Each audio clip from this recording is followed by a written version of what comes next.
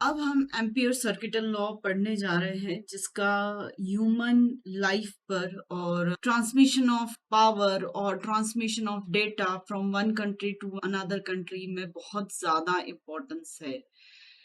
कैसे in favour of humans है या लिविंग बीइंग्स है वो भी मैं आपको बताऊंगी, पर सबसे पहले हम समझ लेते हैं कि एम्पियर सर्किटल लॉ होता क्या है। एम्पियर सर्किटल लॉ समझने के लिए हम एक कंडक्टर ले लेते हैं और ये कंडक्टर जो है वो आई करंट कैरी कर रहा है और सपोज ये जेड एक्सिस के अलोंग रखा हुआ है। इसके चारों तरफ अगर मैं H dot D L perform करती हूँ, मतलब close line integration of H dot D L perform करती हूँ, तो ये मुझे देगा करंट एनक्लोज के बराबर। इसका आंसर सॉल्यूशन जो मिलेगा वो इसके करंट एनक्लोज के बराबर होता है और यही एम्पियर सर्किटल लॉ है। हम प्रूव कर सकते हैं इसे। एच डॉट डी एल का क्लोज लाइन इंटीग्रेशन का मतलब है कि इस पॉइंट्स पर मैं H dot D L perform कर रही हूँ, मतलब छोटे से डी एल डिस्टेंस पर मैं एच डॉट डी एल पता कर रही हूँ, फिर अगले छोटे से डिस्टेंस पर एच डॉट डी एल, ऐसा छोटे एक क्लोज्ड पाथ पर, because this is indicating close path. तो इस क्लोज पाथ पर मैं छोटे छोटे डीएल्स पर H into DL, H dot DL, H dot DL जब मैं फाइंड करती हूँ, सबको एडअप करती हूँ, मतलब इंटीग्रेट करती हूँ, तो मुझे जो मिलेगा वो करंट एनक्लोज मिलेगा। तो चलिए हम इसे प्रूव करते हैं। तो सबसे पहले मैं इस छोटे से सेगमेंट पर एच डॉट डीएल निकालना चाहूँ तो ये पॉइंट है मेरा डीएल, करंट की डायरेक्शन अपवर्ड है, तो राइट हैंड थंब रूल से मैं अगर फाइंड आउट करना चाहूँ तो इस पॉइंट पर फ्लक्स की जो डायरेक्शन होगी, मतलब ये करंट कैरिंग कंडक्टर है, थंब को मैं इसके अलोंग रख रही हूँ, इस पॉइंट पर मैं डीएल ले रही हूँ जिस पर मैं एच डॉट डीएल, मतलब इस पॉइंट पर H किसकी वजह से एग्जिस्ट हो रहा है, इस करंट कैरिंग कंडक्टर की वजह से ही H एग्जिस्ट हो रहा है इस पॉइंट पर। और उस H की डायरेक्शन क्या होगी, जो फ्लक्स की डायरेक्शन होगी। फ्लक्स की डायरेक्शन मैं कैसे पता कर सकती हूँ, थंब की डायरेक्शन ये हो गई और फ्लक्स की डायरेक्शन ये वाली होगी। अगर ये जेड एक्सिस के अलोंग है तो फाई के अलोंग मुझे H की डायरेक्शन मिलेगी, फाई के अलोंग मुझे H की डायरेक्शन मिलेगी। तो इस पॉइंट पर अगर मैं H लिखने जाऊं, H dot D L find करना है, तो मैं H लिखने जाऊं तो H A फाई ऐसा मेंशन करूंगी इस P पॉइंट पर। फिर उसके बाद डॉट लगाऊंगी, ये वाला डॉट, और डीएल भी मुझे इस पॉइंट पर, डीएल जो ये लेंथ मिल रही है ये भी डीएल लेंथ है और डायरेक्शन फिर से ए फाई मिल रही है, तो मैं इसे डीएल ए फाई लिख दूंगी। मतलब इस कंडक्टर की वजह से इस पॉइंट पर एच है, उस एच को इस डीएल से डॉट प्रोडक्ट ले रही हूं, दोनों मुझे ए फाई डायरेक्शन में मिल रहे हैं, ठीक है।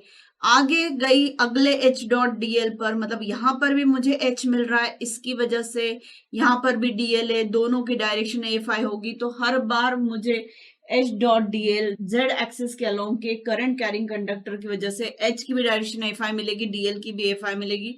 ऐसे करते करते यहाँ पर हर एच डॉट डीएल का मल्टीप्लीकेशन जो मुझे मिलने वाला है, डॉट प्रोडक्ट, वो एच डीएल मिलने वाला है। और एच डीएल मिलने वाला है तो मैं इसे एच को सब्सटीट्यूट कर सकती हूँ, अभी अभी हमने डिराइव किया है, वो है आई अपॉन 2 पाई रो। अब मैं डीएल को अभी फिलहाल यही लिख रही हूं, पर डीएल इज व्हाट, ये जो डीएल है ये आर्क हो सकती है जो जेड एक्सिस पर कितना एंगल सब्सटेंड कर सकती है, D phi.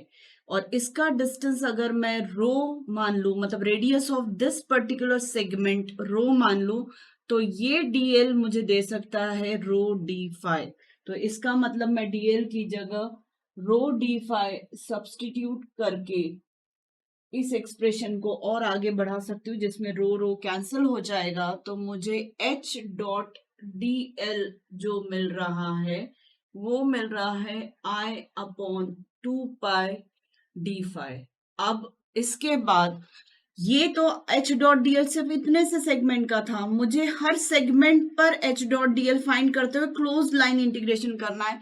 That means I am going to perform closed integration of this, और जब मैं इसे और आगे एक्सपांड करती हूँ तो ये हो जाएगा 0 to 2 पाई में डी फाई का इंटीग्रेशन, क्योंकि क्लोज लाइन इंटीग्रेशन में यहां से लेकर पूरा कंप्लीट करते तो 0 to 2 पाई इसकी रेंज हो जाएगी, लिमिट हो जाएगी फाई की, जो I/2 पाई इंटू 2 पाई ये फाइंड आउट होगा।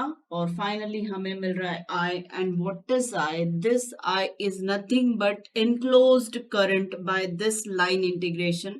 So ultimately we found that H dot dl's closed line integration is I enclosed. ये हमें मिला और यही एम्पियर सर्किटल लॉ है, जिसका बहुत ज्यादा बड़ा एप्लीकेशन है, जैसा अभी मैंने बताया, हम लिविंग बीइंग्स के लिए और for the communication purpose also. अब जब करंट z एक्सिस के अलोंग है और H डॉट dl हम इस डायरेक्शन में परफॉर्म कर रहे हैं, तो H डॉट dl का क्लोज लाइन इंटीग्रेशन जो है वो इक्वल टू I enclosed आया। अब अगर करंट ऊपर की तरफ ना होकर नीचे होता, I डाउनवर्ड डायरेक्शन में होती और मैं क्लोज लाइन इंटीग्रेशन परफॉर्म करती इसी डायरेक्शन में, तो आंसर क्या मिलना चाहिए था? आंसर मुझे मिलना चाहिए था H dot dl is equal to -I।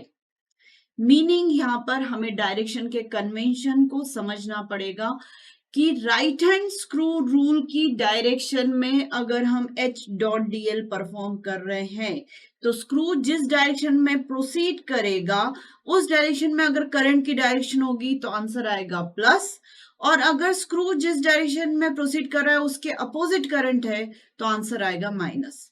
फिर से मैं समझा दूं, करंट की डायरेक्शन अगर ये पिंक टिप की तरफ है और मैं H डॉट dl ऐसे परफॉर्म कर रही हूं, मतलब मैं स्क्रू राइट हैंड से ऐसे चला रही हूं H डॉट dl की डायरेक्शन में ऐसे, तो स्क्रू ओपनिंग हो रहा है, तो स्क्रू ओपन होके ऊपर की तरफ है और करंट भी किस तरफ है? ऊपर की तरफ है, तो आंसर मेरा क्या आएगा? पॉजिटिव।